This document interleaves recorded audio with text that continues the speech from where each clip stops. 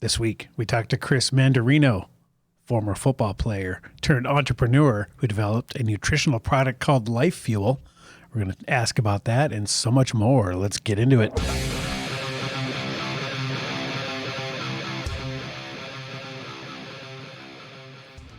Chris Manderino, welcome to the show. Thanks for having me.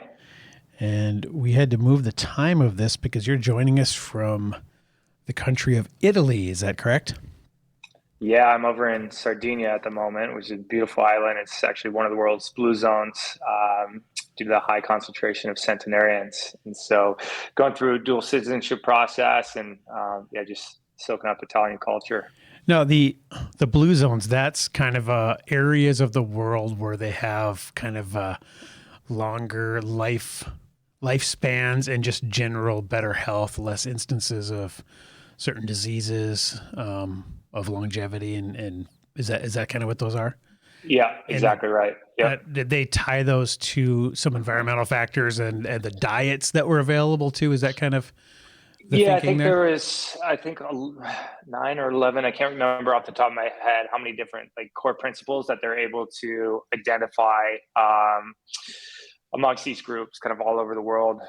So Japan, Greece, certain, micro communities in each one of these larger countries. But yeah, diet was a big part of it. Community was another big part of it, spirituality. So yeah, there's a few, they did a ton of research around it and kind of found these underlying core themes that all these various communities had in common, and what they found contributed to longer health and less incidence of lifestyle related illnesses. Now, is Italy one of those countries where they have generational households, like multi-generational households, and the thinking is it's better to have your elders live with you and just kind of take care of them as they age? Is that, you think, that's one of the things that contributes?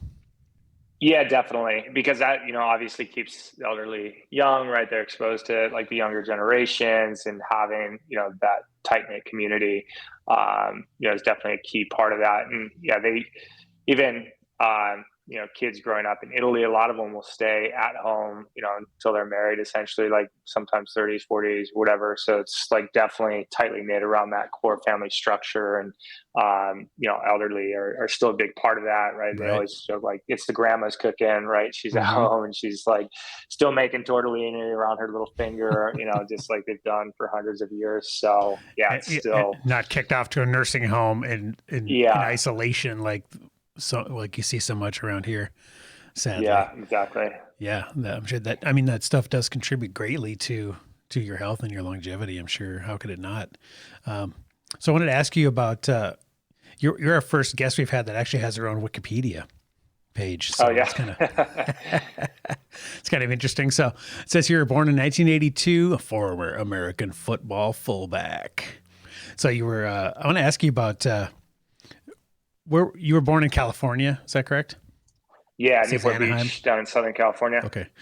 And when you were growing up in the 80s, I'm 50, so I'm about 11 years older than you, but tell me about how you were raised as far as diet, nutrition wise, and obviously you were an athletic kid, but what was diet and nutrition like in your house when you were a child? Yeah, so I had a big family. I was one of 5. I had 4 sisters. Both my parents worked. I mean, my mom, she was a teacher. My dad ran his own business. He's a contractor, and so he ran a painting business. And so she was able to stay home initially, but at some point she went back to work. And so we always had a good structure around eating together as a family. But as we got older, obviously with, everybody in sports and different schedules, it became more challenging. But a lot of it, wasn't always the most nutritious food, right? It was, typical, stuff that was convenient and quick. Like there's oftentimes there's KFC or McDonald's because that's what you could feed a family of 7 cheaply on Right. or in a limited amount of time. But my mom was always good about cooking when she can, and really kind of developed some cooking skills, learning firsthand from her. And then my dad would contribute as well. So they both really embraced that when they had the time. And, it's, I think a special part was having those like rich family traditions that have been passed down from generation to generation, and trying to hold on to that and really soak up as much of that knowledge as possible. But it really wasn't until I guess later in life where I became a lot more interested in nutrition, and especially as an athlete, and starting to understand how that could be used to fuel my performance and success as an athlete, and also as a competitive advantage over others that maybe weren't taking it quite as seriously. Yeah, because really, like in the 80s, I mean, it was a completely different nutritional philosophy than there is now, obviously. And, in the 70s when I was a kid, same thing, it was, here's Dewey, by the way, he just joined. I'm here. They do it. Late than never. That's right. I was just asking, Something like that. just asking Chris about his diet as a child, and being a child athlete growing up in California. So you just kind of ate, standard American diet. We call it the SAD diet, as a child, like most of us. Now, Yeah. when you developed into a successful high school athlete, college athlete, when did you get into training? Was that all part of, your athletic? Just came along with, hey, you're in football. We go in the weight room, we get stronger. This is what we do. Yeah, pretty much. And so I had an uncle who was a bodybuilder, and I learned a bunch about nutrition kind of as I was starting to get into middle school and thinking about what I wanted to do and start to focus on football. And I knew that obviously getting big and strong was going to be an important part of that process. So I really started to pick his brain. And let me ask you. Let me stop you. Let me interrupt real quick. What was the advice that he was your uncle? He was probably in his 40s or something in the 80s. So what was his nutritional advice to you as a child in the 80s there as a bodybuilder? Yeah, so I don't recall exactly. What I do recall is he had like a ton of supplements, and I was like overwhelmed by like seeing all the stuff that he had. And I think he passed away quite early due to a heart attack, right? Oh, So wow. it was your typical, I guess 80s bodybuilder who, looked super healthy, like super shredded, but on the inside wasn't necessarily the pinnacle of health, maybe because all the other stuff that he had going on. I don't know enough about like what his daily dietary regimen was, or supplements and other stuff that he was taking. Probably had something to do with why he passed early. But we're seeing that now in the bodybuilder world. It does happen a lot. Yeah, it's a sad trend that we're seeing. Yeah, there's something to be said, especially for those really massive guys. Like your heart just doesn't distinguish between that and fat necessarily. It still has to pump blood and carry that weight around. So that's, it's tough. And it's a lot of work for a small organ. It's crazy. And I remember, I think from him, how dialed in he was with like, weighing and measuring food. And it was like this whole like science project, right? So it was like, Tupperware flying everywhere. Yeah, it's like how much work and effort went into like all the different, in consideration of what he was actually, putting in his body and timing and all that. And it's not something that I necessarily wanted to do for myself, right. But I did see like how that could potentially contribute to muscle gain and strength building and all that. So yeah, I think when I was younger, it was really, there was a phase in my life where, due to the rules in like junior All-American football, you can't be above a certain weight in California and actually play, right? So I had to go through, I actually had like a chubby phase as a kid where I had to then lose a bunch of weight. And so I did a cabbage soup diet. I was running in like a trash bag, essentially trying to lose the weight. A sweat and that suit. was probably the first, biggest and most shocking, I guess, food experiences of my life, having to go through that. Now, what's the thinking behind that? Is it that they want you to be in shape to play football, or trying to keep it a competitive advantage? In Minnesota, we did the same thing, and it was just it's a competitive disadvantage. If you give the kid that at 5th grade, he's 180 pounds, and you put him at running back, he's going to score every single time he touches the ball. So just kind of level the playing field for everyone. So for us, they just put a sticker on our helmet, and then we had to play lineman. Oh, really? Interesting. So it's position related even? It's only certain states like Texas. I don't know if it's changed, but I think Texas, like there might not be that same like weight limit. Texas, the bigger the better, right? But it's about safety, and it's about, keeping it fair and competitive, right? Because you just have this like beast of a kid who's just running over anybody. It's not necessarily the safest. It's not that fun. Derrick Henry still does it. Yeah, exactly. So tell us about your training. When you we kind of covered the nutrition aspect as a kid. So when the training, I assume, just came along with being in these sports led by your coaches. And what did that consist of as a kid in the late 80s, early 90s? Yeah, so for me, it was, pre-high school. So I started weightlifting, I think it was 8th grade. And I would walk over, my middle school was short walk, maybe, 5 or 6 blocks from the high school. And so I think it was myself and maybe one other kid would walk over after school and start working with the coaching staff there and start to get acclimated with weightlifting, and at the high school I went to really put a core emphasis on Olympic lifting. And that's mostly because it's so dynamic, right? It's for complex power movements, it's explosive, right? And so it's more, transferable to what you need as a football player than just kind of slow, static movements or endurance or anything else. So it simulates throwing another guy around, right?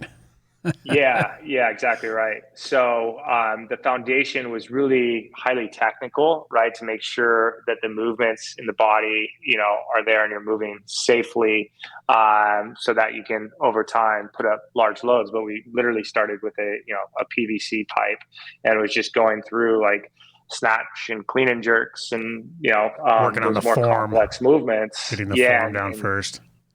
Yeah, where the bar meets the hips, and getting it overhead and all that. So that was really, it was fun because it's super challenging to learn. But I think really important that I got that skill set at such an early age, because it is so, again, transferable to what you have to do on the football field. Yeah. So let's talk about now when you get into high school and college. You got the training piece. Obviously they're focused on that. Did they have any recommendations nutrition wise, especially like in college, like your strength coaches or anyone related to football? Yeah, so it's funny, and I guess going back to high school for a minute, like our reward after a workout session was a peanut butter and jelly sandwich, and that was like the extent of nutrition, essentially, right? But we loved it, right? It was like, I couldn't wait to get my hands on at least one, and usually 2 of those peanut butter and jellies. But just like white bread, and one of the, kids' dads owned a bakery, so the bread was a little bit better than just like Wonder Bread or something like that, but still not like, the the most optimal like workout food. At the college level, back then, Cal was still, I think, pretty far back in terms of like facilities and what we had access to from a nutritionist and dietitian standpoint. And so it was like, you would grab like a Gatorade protein shake that tasted like metal, and a Power Bar was like the post-work, which is, I guess, a step up from the peanut butter and jelly sandwiches. But then there's a lot of times where you're just, you're running around between classes. You don't really have a lot of time to eat as a student athlete. And so, you might grab a sandwich before going to, practice, and that's all you've eaten for the day, like your Gatorade shake, your Power Bar, and like a sandwich or something like that prior to so they're really hour practice. Not a big focus then on you got to get this much lean protein, and it doesn't sound like there's much of a focus on it. It's kind of you're left to your own devices. And Totally. without Unfortunately, guidance? that's, and I know it's come a long way since the time I was there, but it's not like you had like a whole nutritional game plan around, what you needed to eat and how much and what type of food, right? For me, it was like, okay, I needed to put on weight. So that just meant eat a lot of food, right? Right. And just Just just quantities. eat constantly. Yeah, yeah, massive quantities, So you but didn't didn't really discriminate. have. You weren't distinguishing between, I'm going to eat some lean chicken breast versus steak versus, lots of salads or milkshakes. It was just get the calories in any way you could. Pretty much. I mean, you're somewhat conscious of it, right? Because you just know if you get all your calories from cake and ice cream, you're not going to necessarily look the way you want or perform the way you want. But you started with whatever was being served, right? And so there was, I guess, some control and some emphasis around prioritizing like more nutrient dense food and trying to get lean cuts of meats and different things. But there's also always dessert, there's always cookies and other things. And Yeah. so that, I guess, training table really became that one big meal of the day. And you're like probably shoving like, I don't know, thousands of calories down your mouth in a short period of time. And then you take like a little to-go box and maybe you got like a burrito or a couple sandwiches for later that night or the next day. But yeah, I know it's really come a long way since I was there, and getting the guys dialed in with nutritional needs and how to use that as a competitive advantage to really get people closer to their goals as an athlete. Speaking of while you were there, I don't know if my dates are right and if I'm putting two and two together, but while you were at Cal, who was your QB1? Yeah, so my redshirt freshman year, it was Kyle Bowler, and then after that, Aaron Rodgers was there for 2 seasons, Okay, and yeah, then that's what I was putting he together. left. Yeah. Yeah, yeah, he left. He didn't come back for senior season, so we had Longshore. He got hurt first game, and then Sure. we had Ayoub after that. But yeah, we had a good run with Aaron, and then Marshawn Lynch was one of the tailbacks I blocked for. Justin Forsett, another Oh yeah, NFL guy. So yeah, four different NFL that was a tailbacks. good little run. Yeah, I think still like the most winningest time in Cal football in recent history. Sure, absolutely. That's so cool. Like, so now let me ask you about when you were, obviously you're burning tons of calories, every day, doing all this massive amounts of athletic activity. What would you say, like, your, body fat percentage, or how lean were you? Just because you're kind of just consuming tons of calories, but without regard to the quality of those calories necessarily. Do you think the athletic activity, did that keep you pretty lean, or was that even something you even thought about? Yeah, so in that transition from high school to college, I came into college pretty lean. I was a quarterback, I was a tailback and linebacker, but when I got to Cal, they threw me in at fullback, right? So I was considerably undersized for that position, and that's really what led to kind of having to bulk up and put on weight. And so as a result of that and trying to do it as quickly as possible, with that comes increase body fat percentage as well. But it was gradual. I think I probably walked on at like 200, and then maybe started my redshirt freshman year around 215 pounds, which is like nothing for a The freshman fullback. And then 15. gradually, yeah, exactly. And then by the time I was a senior, I had gotten up to like 235 or 240. So it was kind of about like a 5 pound, give or take, each year that I had progressively put on. And a lot of that was muscle, but also percentage of body fat. I don't know exactly what the total percentage of body fat was at the time, but definitely I think a lot more body fat than I have now. And so I Right. wasn't ever as lean as I would have liked to be, but kind of, you just needed the mass, Got the mass, to yep. be able to Yeah. move guys around. You went in as Drew Brees and left as Mike Allstott. Yeah, exactly. Exactly right. So I'm pulling up a couple pictures here. We just typed in your name and NFL into the search engine here, and it's got some your Chiefs headshot. So Yeah. tell us about, talking to NFL teams and that experience. Yeah. So coming out of Cal, I had gone from walk on to 4-year starter. Was able to kind of show what I could do at that level, and the NFL scouts started to take notice. The game had changed a lot, so most pro style offenses had really gone away from kind of that traditional I formation that really relied on a fullback in the backfield. So I think there's probably a total of maybe 30, 35 jobs available in the NFL, right? Not everybody really used a fullback, and maybe a couple teams kept two, but most, if any, had one. So I was kind of back in that same position, signed as a free agent with the Bengals, and kind of had to prove myself all over again. But even at 240, I was still considered undersized for NFL fullback. Most guys are whole like different level there, 5 plus. Yeah. Yeah. So, I was tasked with that same thing. And at the NFL, it's even, you're scrutinized a whole lot more, right? There's weekly weigh-ins. And you've got a position coach going like, what are you doing? You got to eat, you got to train, you got to, put on weight, and I remember wanting to sneak like little 2.5 pound plates and put them in my girdle and get on the scale just to, bump it up a little bit. Those aren't thigh pads.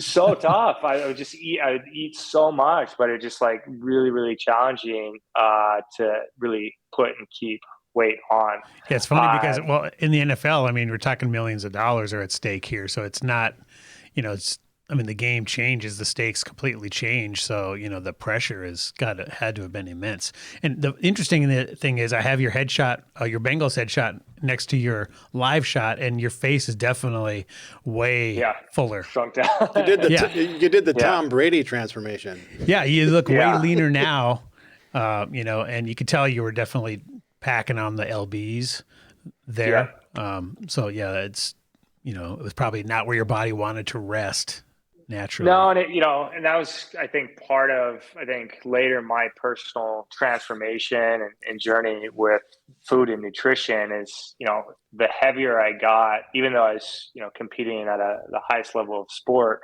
it seemed like the healthier I became, right? The more heartburn I experienced every time I would eat, the more my gut was a mess. My energy was kind of up and down and all over the place. And just like, I was carrying more fat around than I felt comfortable with. So, it was really post-football career that I really took more of a vested interest and said, I don't need to be 240 plus pounds, right, to block defensive ends and linebackers anymore. Let me see what I can do to shed this weight. And that came through, I was always working out really rigorously, but it was really through dietary changes that I saw amazing transformation and really started to lean out a lot more while still maintaining a lot of that muscle mass that accrued. Before we transition into that, just to put a point on it here. So at the NFL level, obviously, with the higher stakes and the millions of dollars at stake and everything,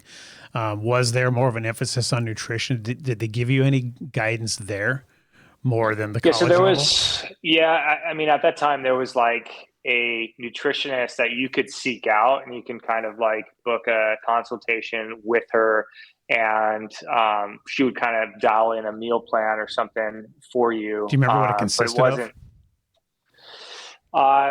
It wasn't really qualitative based. It was more like macronutrient focused, Okay. right? So you need to be consuming, X amount of calories, and that should consist of, 150 grams of protein, 300 grams of carbohydrates, and this amount of fat, pretty much. And that was more or less the extent of it. And they kind of, taught you like, okay, here's, the type of macronutrient ratio that you would expect in a chicken breast, right? And so you're kind of trying to, identify that, but it was still came down to largely, caloric load.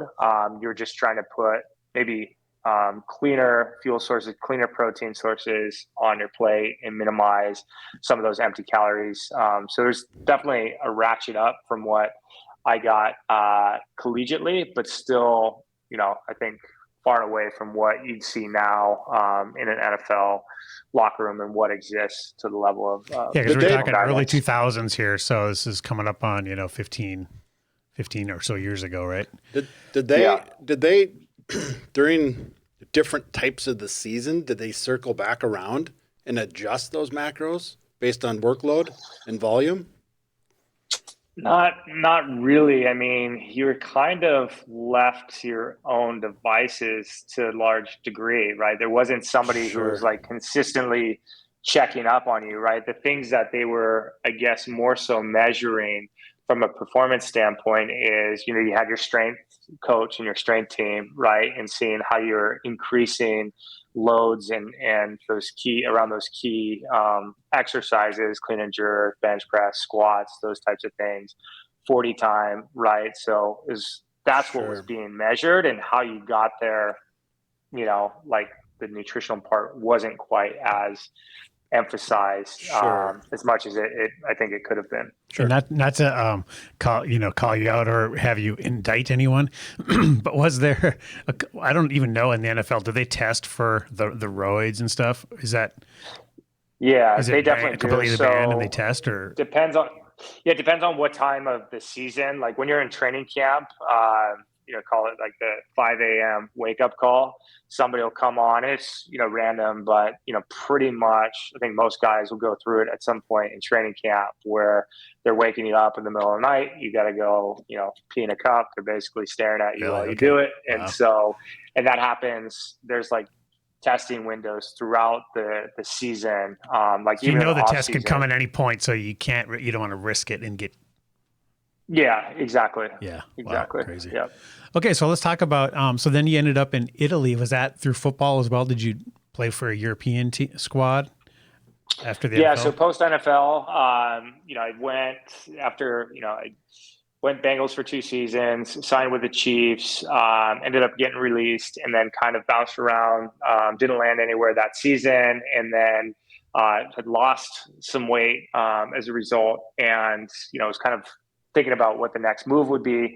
I was studying for my Series 7, thought I'd go the finance route. I was like made up my mind that football was over. And then a buddy from Cal called me up out of the blue and said, "Hey, I remember you talking about wanting to potentially go play abroad in Europe if the opportunity ever presented." I just signed there. I guess his high school football coach was the coach for the Bologna Doves the season before. And so they put him in touch. He remembered that I had an interest in playing. And so he's like, "What do you think?" I was like, "Well, I guess like it sounds a whole lot better than studying for this test." And so, I was on a flight, into the great unknown, like shortly thereafter, and going to go figure out what football looks like in Italy. And I had read John Grisham's novel beforehand, Playing for Pizza, and it was crazy how similar my experience actually was to what he had written in the book. Now, I assume you knew no Italian, you knew nothing of the culture other than they just wanted you there. Yeah, exactly. I mean, it was always, I had a strong affinity for, the Italian culture, just because my great grandfather was the first one to immigrate from Italy. And so it's still very much part of like, our fondest family traditions and stuff, but I'd never been to Italy before, definitely didn't speak the language, was trying to do a crash course before getting over there, but that had little to no effect. But fortunately, having that team environment, some of the guys on the team spoke both English and Italian. And so, they really welcomed us with open arms, as soon as we got there, and it was like family. Awesome. That's cool. I bet that was, I bet you'd enjoyed the food over there as well, huh? When you first got there. Oh man, it's incredible. Well, the cool thing was, so again, like literally straight out of the Playing for Pizza novel, like one of our coaches owned a wine bar and bistro. And so we would go there, we would practice like 8 p.m. to 10 p.m., like 3 times a week. And then we would go to the wine bar afterward, and he would just load us up with, the taglieri. So it's all the different cuts of like prosciutto and salami and cheeses. You say practice until 10 p.m. and then go eat? Yeah, Wow, and that's everything's so much later, in Italy and crazy. in Europe in general.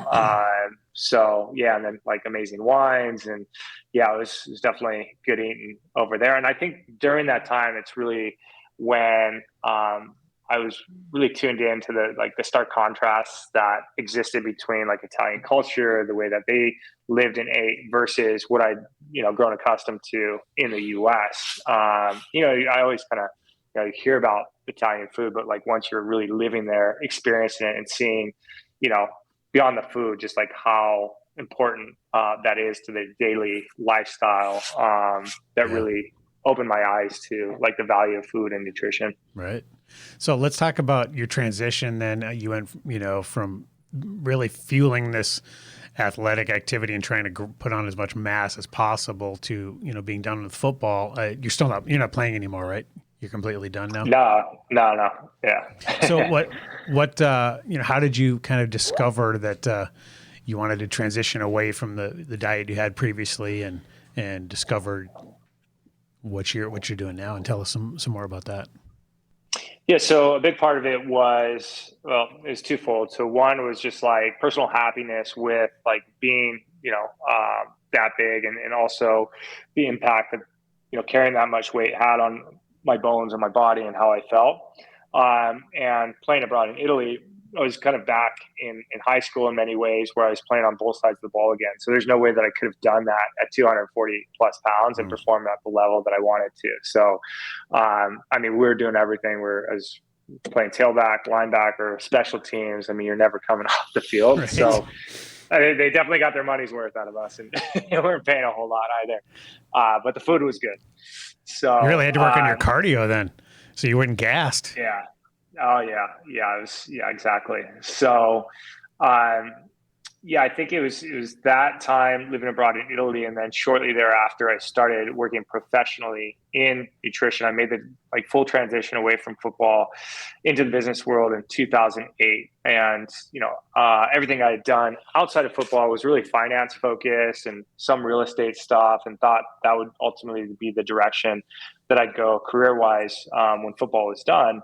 But obviously, global financial crisis, almost impossible to get a job in that industry during that time. Mm-hmm. And so had an opportunity through a friend who owned a bariatric nutrition company. So that's in, weight loss surgery and medical weight loss space, and really built up great company, market leader in their little niche. And it was really tied into the surgical practices around the country, and a pivotal part of success for these patients, both preoperatively and postoperatively. And so during that time, I really got a really in-depth education around nutrition and really started to understand it from a science-based approach. And then later in that journey, when that business was getting acquired by a much larger global organization, was really at the forefront of functional wellness and functional nutrition, had a full staff of PhD scientists and stuff who were really doing product development based off, all these amazing phytonutrients and natural compounds, that I really leveled up my understanding and knowledge about nutrition. I was still going through things too from a personal standpoint and trying all these different dietary theories to see, what really worked most efficiently for, what I wanted for my health and body type. So let me ask you a little bit about the medical weight loss thing. So your role as a nutrition person is really to keep them from gaining back and just going down that same path all over again, right? And making sure that they're getting enough nutrition, even with the much smaller ability to take in a certain amount of calories per day because of their stomach is smaller, right? Yeah, exactly. So it's twofold, right? So a lot of those patients present to surgery already nutrient deficient, which is a bit counterintuitive, right? Because you think there'd be an overabundance of nutrients, but a lot of them get locked up in the fat stores and they're just not being absorbed by the body. So there's the preparation for surgery, which typically consisted of a full liquid diet, like a meal replacement, 5 shakes a day for 2 weeks solid prior to having surgery. And the goal of that was really to shrink the liver size. So it, had an amazing reversal of non-alcoholic fatty liver disease in a very short amount of time. And the point of that was to make the surgeon's job much easier when they go in laparoscopically, because they have to lift the liver up out of the way to go in and do what they need to do to alter the anatomy. But post-operatively, it was probably the most important because of the changed anatomy, they are not absorbing key vitamins and nutrients the same way, plus smaller portion size. And so you really start to see, I'd go around and do patient support groups and educate both the patients and clinicians on the role of nutrition.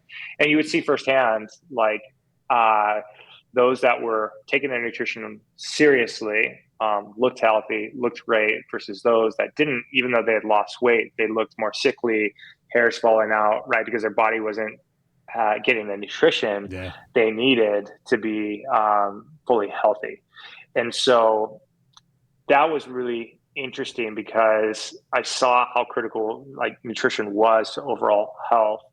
And also through the research that we were doing there, saw that there was a much larger audience, general population, that wasn't necessarily getting all their nutrients from food either, in pretty high numbers, right? So if you look at like the full American population, it's like over 90% are insufficient or deficient in one or more key vitamins and minerals, even when eating a quote unquote healthy diet. And so that's really what launched the catalyst for doing what we started at LifeFuel. Yeah, and I brought up your website here, lifefuel.com, and that's LYFE fuel.com.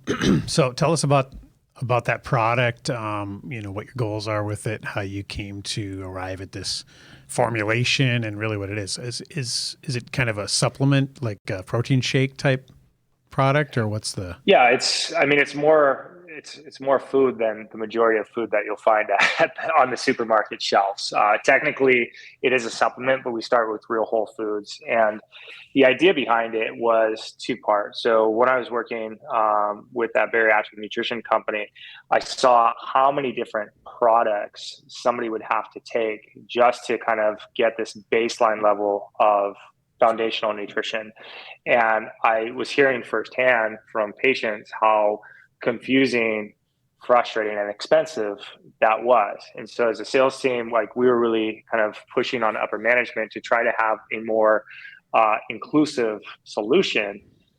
But they were a bit resistant to it because it would kind of cannibalize a lot of those other, product lines that were developed and invested in. Sure. And so that was a bit frustrating, because you clearly have, a demand for a simpler, more convenient solution. And it's not that it couldn't be done. It was just a matter of, profits or other, bureaucratic methods that, prevented it. And you look at most traditional supplement companies, that's basically how they're built, right? It's a reductionist approach to nutrition. So you've got like one product for each individual vitamin and mineral. You've got a vitamin D, a B12, a B complex, you name it, you can find more a sales. Supplement. That's another bottle. More sales, yeah. Yeah, exactly. And so, I was never one to take a bunch of supplements in the first place, but then once seeing the data, you're kind of like, well, I need to be mindful about this and understand that I'm getting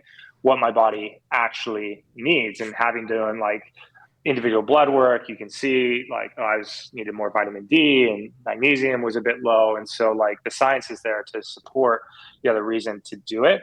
And we were just trying to do it in a more holistic way that, one, didn't require you to take 15 different products to do what you could do with one, and two, do it in a cleaner way where we're starting and ending with real whole foods, as opposed to synthetic vitamins and minerals that are isolated and chemically produced in a lab. So it's a more, I guess, intuitive and natural way to approach to health than what largely exists in the supplement industry as a whole.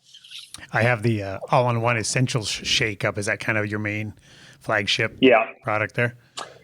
Yeah. So that was the hero product, and the science behind that is we looked at Dr. Bruce Ames' nutritional triage theory of aging, which posits when you don't get the fundamental vitamins and minerals you need on a daily basis, your body basically flips a switch from long-term health to short-term survival.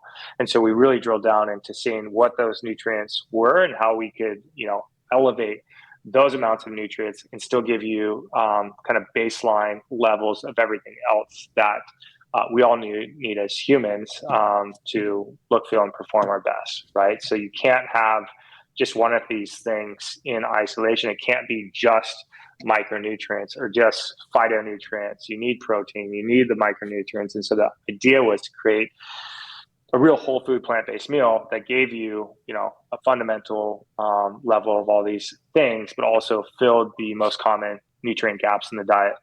Yeah, let's look at the macros here. So it says basically, I think this is per serving here. So it's 18 grams of plant-based protein. And then What's that derived from? So we're currently using a combination of pea and rice, and that's because we wanted to have something equivalent to, from a PDCAAS score, to whey protein. And so because those have complementary amino acid profiles, they really balance each other out. And that was, using those two sources was the best at the time from both a flavor and function standpoint, but also from a Absorption rate. Yeah, exactly. Absorption and branched amino acid standpoint. We're in the process of innovating this further with some exciting new proteins that are a little bit better. Still pea, better quality pea, and then something instead of rice, which we've rice is good, but there's just been some innovation in the space that presents a better alternative that allows us to still get that PDCAAS, but a better flavor profile and I notice it's also 3 carbs per serving. That's pretty low. Like, is low carb kind of approach? Is that kind of your? Yeah. So, a lot of when we looked at, the nutritional shake category, the meal replacement category more broadly, also, when I was at Metagenics, we had brought the first ketogenic program to market.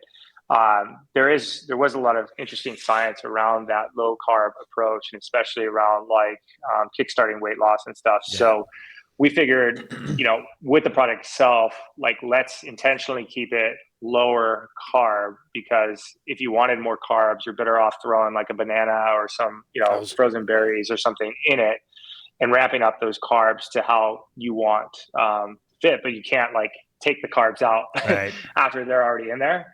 And so if you look at a lot of other products in the category, they've got oats or something, and that's the main carb source, which isn't, terrible, but it's just kind of empty calories in a way and empty carbohydrates that you could probably fill up with other more antioxidant and phytonutrient rich fruits and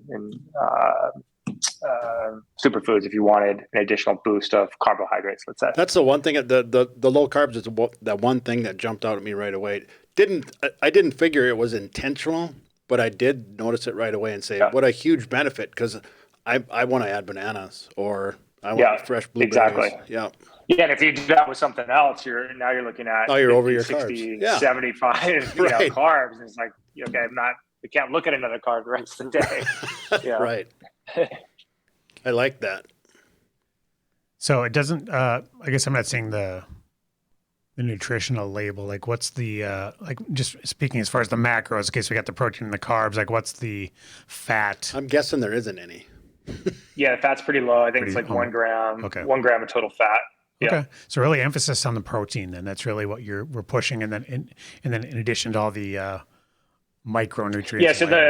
Yeah. So the protein is really the vehicle through which, you're getting the rest of the vitamins and minerals, right? And so starting with that whole food based approach. So protein is definitely the majority of the product, but then, the micronutrients by volume, those don't take up a lot of, space. And so it's the micronutrients, the greens, and that mix of different plant-based ingredients and superfoods that most of us are not getting enough of in the diet alone. And then if you look at the individual levels of the micronutrients. So like vitamin D3 is extremely elevated. I think it's 1,000 or 2,000 IUs of D3 per serving. You've got magnesium, you've got iodine. So a lot of these key nutrients that are commonly lacking or missing altogether in the diet. That's where we put the most emphasis. I know the whole product is plant-based. What's your stance on lean meats? Yeah, so I think lean meats are great, but like, what does that mean, right? So I think more importantly than just lean meat, it's where is the meat coming from? How is it sourced? What type of diet is that, animal eating, right? Which is all almost those unknowable. need to be considered in terms of like weighing the nutritional value and health value of the food, right? So a cow that's eating a natural diet, not like force-fed corn and soy and then fattened up last minute, and then slaughtered at this industrialized feedlot, is going to have a more inflammatory impact, more omega-6 fatty acids than something that's being slaughtered humanely, eating in a natural diet, has pastures to roam and graze on, right? So it's not that meat's bad. It's just industrialized beef and ultra processed foods.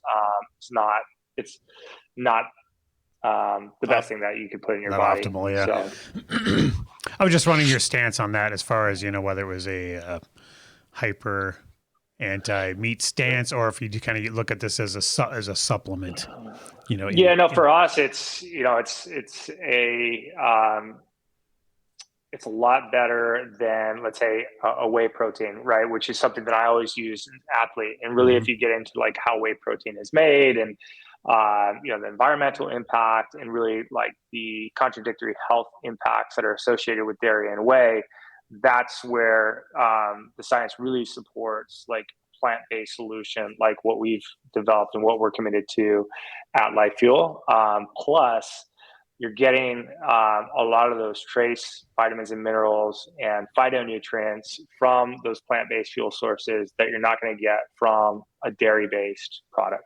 How do you feel about collagen? I've gotten mixed thoughts about it. So your body, this whole collagen craze is quite fascinating, is interesting to me. So your body can naturally and does naturally produce collagen. As long as you're getting those essential amino acids, then it should be able to continue to do that, right? So it really goes back to like, what does the rest of your diet look like? What are those other protein sources that you're getting, and are you getting enough of that to support normal muscular development, cellular growth, and everything else? So if you think it works for you, great. But I think there's other things that I want to put in my body than like ground up pig's hooves and chicken feet and all that stuff personally. So. My reasons for using it are a little more selfish. I just love the amount of protein per serving in ratio to calories. I can get 20, 30 grams for not very many calories. And I know, Chris, you can't see Dewey, but he's got luxurious flowing hair. He's trying to maintain that as well. So. Oh, nice.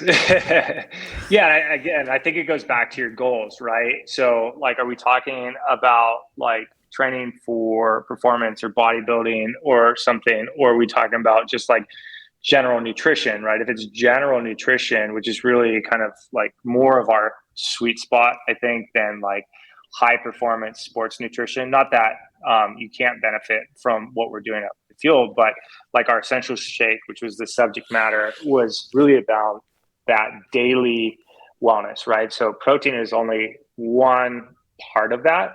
Most people, generally speaking, especially in American culture, are getting plenty of protein already. Protein deficiency, you don't see protein deficiency, right? Now, if your goal is to be a high performance athlete, you're trying to build muscle, then yes, definitely you need a higher protein load but it's not just the total amount of protein, it's how well your body's actually making use of that protein. So it's the bioavailability of it. And then, I think really our push and what we're trying to do around plant-based nutrition beyond just like the personal health is the planetary health standpoint. So what is the cost of, a whey protein or collagen protein? Maybe collagen is more efficient because they're, using parts of the animal that would largely be discarded. I think there probably could be a good argument for that. So, I don't think it's a bad thing. I don't think any, food is not inherently bad. I think the way in which,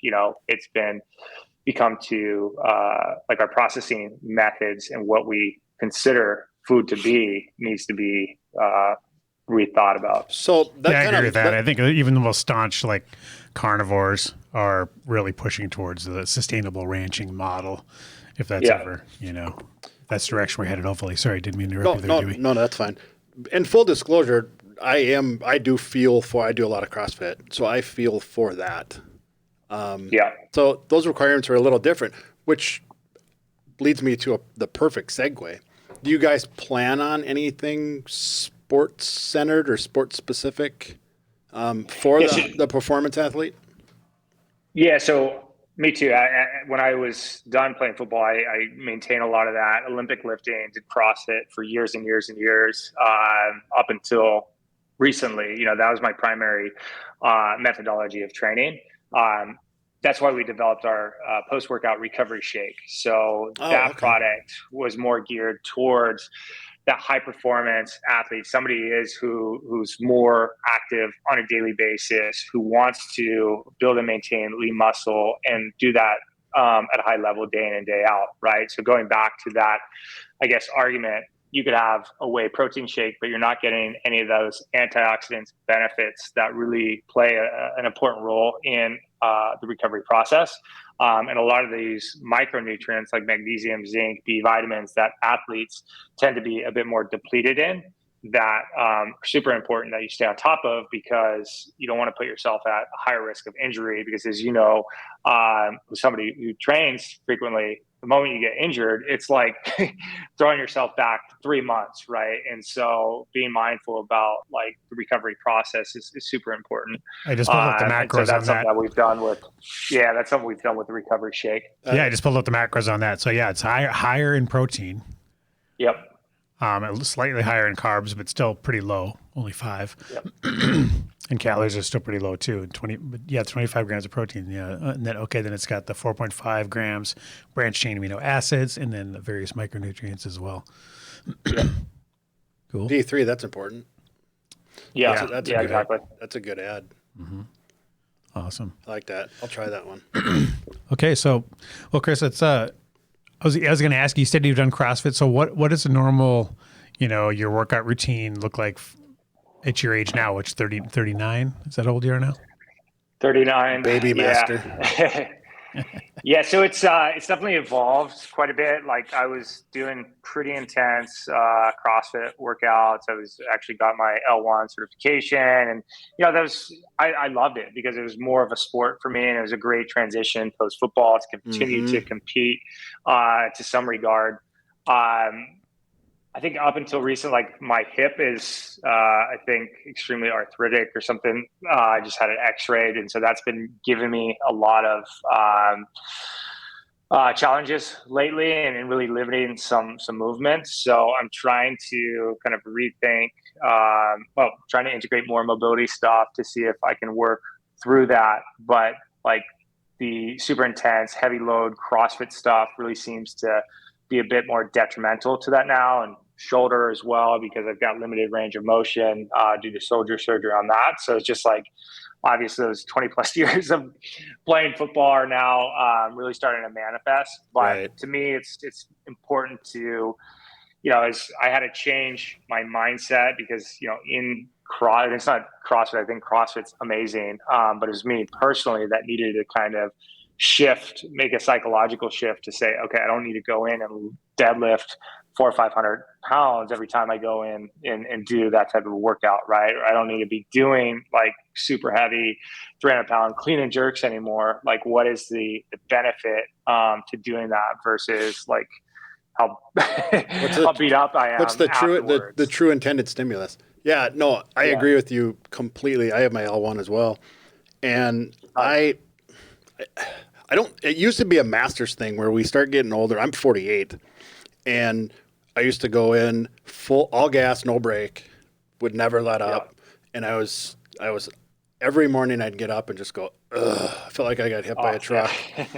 And my wife's like, how long are you going to be able to do this? I said, I don't know. I'm getting stronger, so just leave me alone.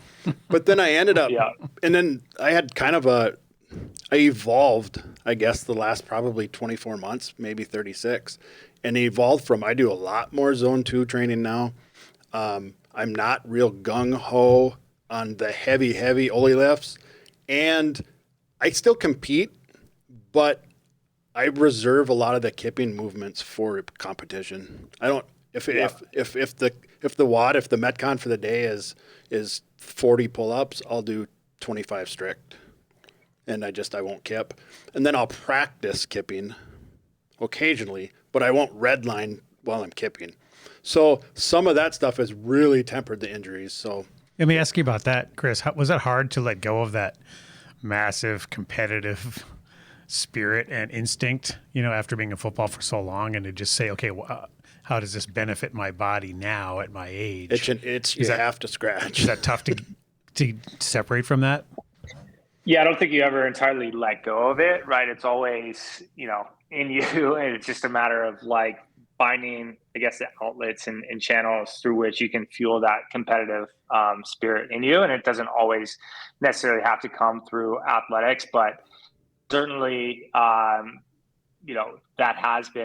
was like a big challenge, right? Not having that through football, right? And having to try to rethink through how you're fueling that competitive nature. And that's why I think CrossFit was such a great transition for me to make for a period of time. Is, again, it has that kind of built-in competitiveness already. And not that I, wanted to get to like become this like high level CrossFit athlete, but in your own box, like there's already enough like healthy competition in a single workout. Oh yeah. I think now it's just like, how do I always had to do this as an athlete too, right? Like, how do I compete with myself? How do I challenge myself? How do I have some key benchmarks, even if it's not super dialed in, to know that I'm pushing myself. So right now I use because we've been traveling so much, this app, it's called Kilo.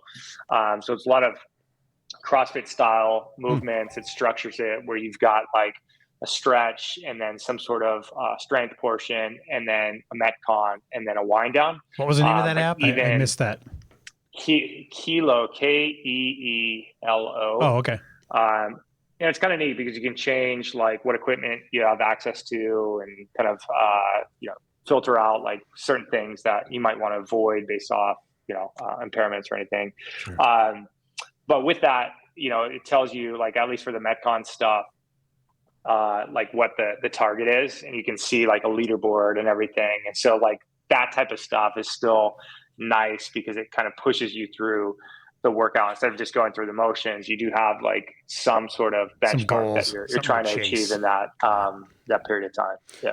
So I can see Josh is getting itchy over here. He's starting to squirm a little bit. So I'm going to ask, what do you want? What do you want people to know? What's Lifefield got coming up, or anything exciting to share? Or?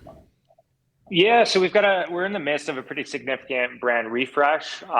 So we're leaning into our essentials nutrition concept a bit further. So we're in the process of rolling out bars, which are a great convenient on the go fuel source. So the interesting thing about those is a very similar micronutrient profile to what you get in the shakes.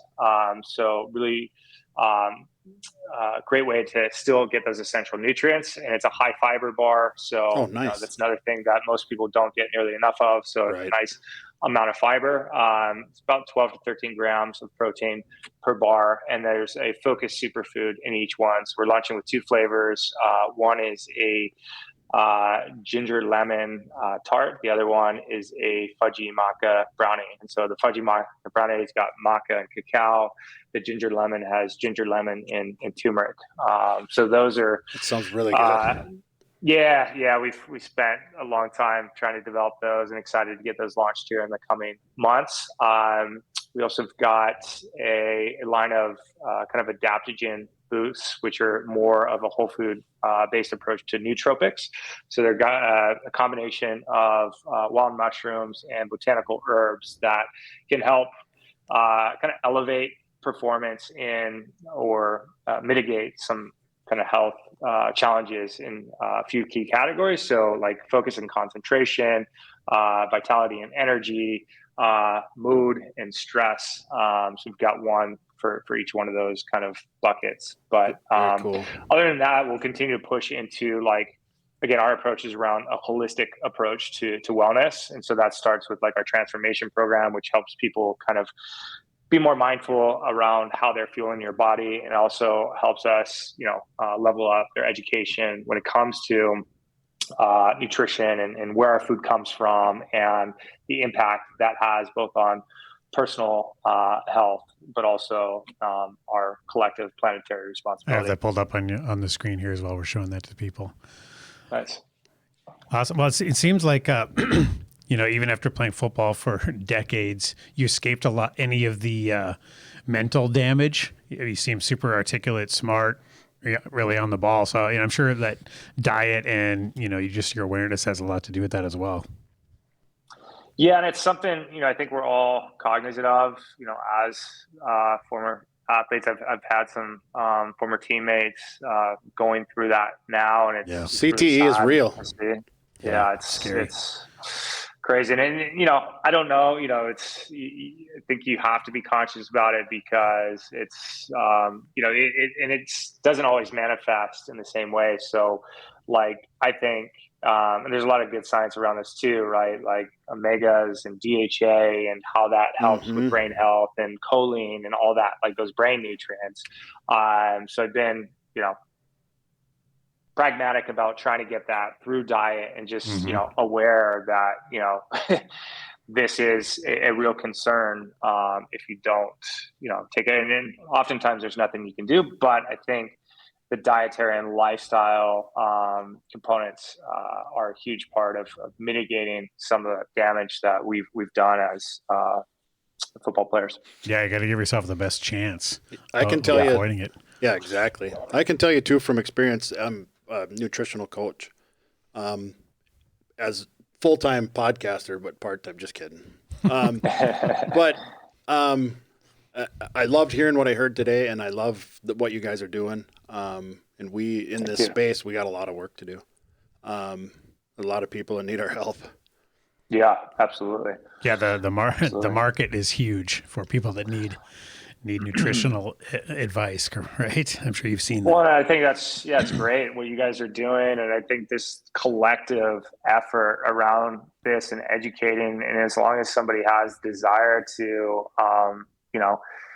take a more vested interest in their health and nutritional IQ, then it's great to have resources like this for people to turn to and really kind of cut through some of the misinformation and just marketing hype that exists out there, because that's the challenge is, oftentimes there's just so much that gets thrown at us, and it's really tough to know, what is, good for us and other stuff that's just all hype. It's their people that's want to get involved. They're sifting through the marketing. Right there. It's like trying to boil the ocean, and you just, it's overwhelming. All right, Chris, we're going to leave it there. So I really want to thank you for joining us today. Make sure everyone checks out Life Fuel. That's LYFEFUEL.com. We showed a lot of the products on screen as well. Put links to everything in the show notes as well. And we really want to thank Chris Manderino, right? Manderino, sorry. You had it right the first time. I did. That was an hour ago. I need one of your brain products. Now, you got the perfect name to play in Italy, though. That worked out nice in your favor there. But thanks so much for joining us. We'll put links to everything in the show notes, and I really want to appreciate your time today. Yeah, thank you guys. This has been great. All right, thank you for having me. Thanks, Chris. We'll see everyone Bye, guys. next week.